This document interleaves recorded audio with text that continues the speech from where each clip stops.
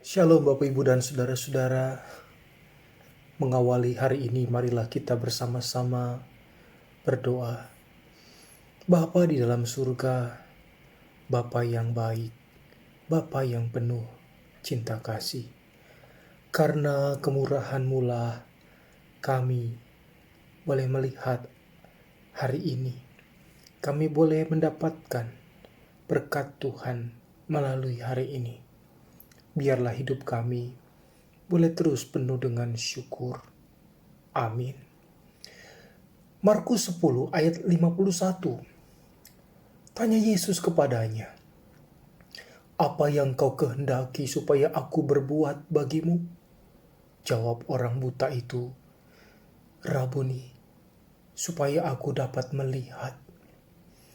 Saudara-saudara, seandainya kita diberikan kesempatan untuk menyampaikan satu permintaan yang pasti dikabulkan, apa yang kita akan minta? Mungkin kita akan berharap permintaan jangan hanya satu, kalau boleh 3, 5, atau seterusnya. Kita selalu punya daftar permintaan, lebih dari satu. Yaitu yang seringkali kita minta di dalam doa-doa kita setiap hari.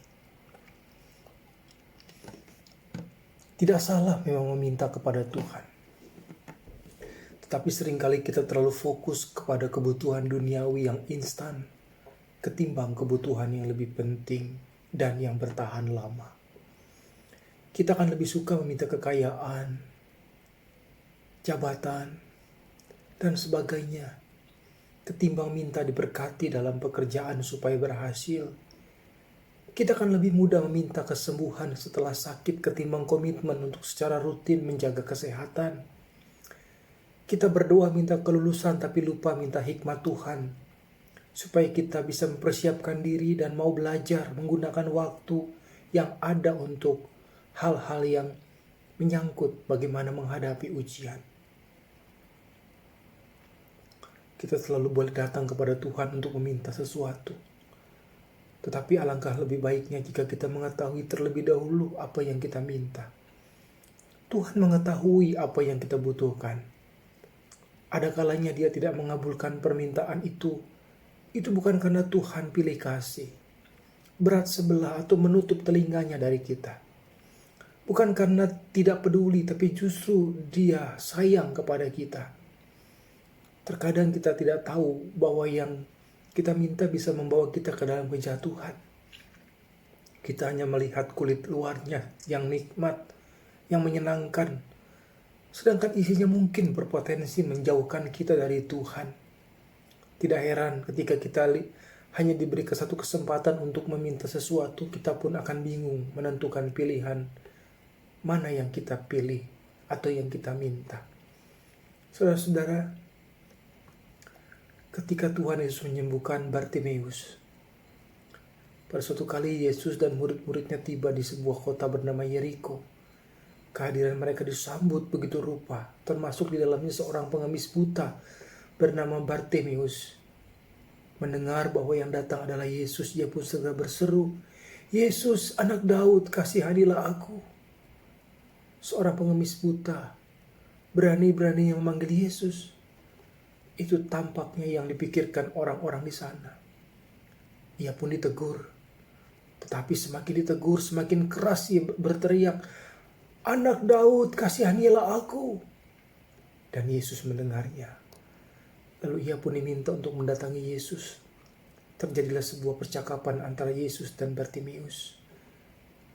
Tanya Yesus kepadanya, "Apa yang kau kehendaki supaya aku perbuat bagimu?" Jawab orang buta itu, "Rabuni, supaya aku dapat melihat." Yesus memberikan kesempatan kepada Bartimeus untuk meminta. Jika kita ada di pihak Bartimeus, apa yang kita katakan? Mungkin saja kita akan segera meminta berbagai hal kepada Yesus, mumpung kesempatan ada. Bartimeus sudah lama meminta-minta. Itu artinya ia miskin, di samping ia matanya buta. Mungkin jika kita menjadi Bartimeus, kita sekaligus minta pekerjaan, minta harta, minta kekayaan, minta rumah dan sebagainya. Di samping kita juga minta Mata kita disembuhkan, dicelikan. Tapi Bartimeus tahu apa yang ia perlukan. Yang ia perlukan hanyalah kemampuan untuk dapat melihat. Begitu ia bisa melihat, ia tahu bahwa ia bisa berusaha, bisa bekerja. Tidak lagi menjadi seorang pengemis. Yang menjadi kendala selama ini adalah kebutaan matanya. Ia tidak perlu meminta apa-apa lagi karena ia tahu dengan sepasang mata yang mampu melihat, ia akan mampu berbuat sesuatu untuk bisa hidup layak.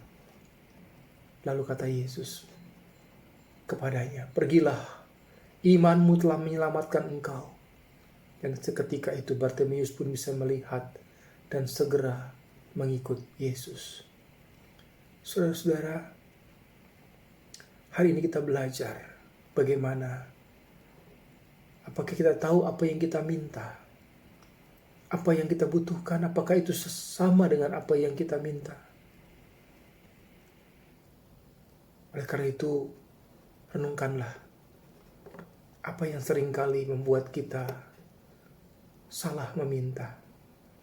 Apa yang membuat seringkali kita hanya meminta pada hal-hal yang bersifat sementara. Amin. Tuhan, Engkaulah tempat kami meminta.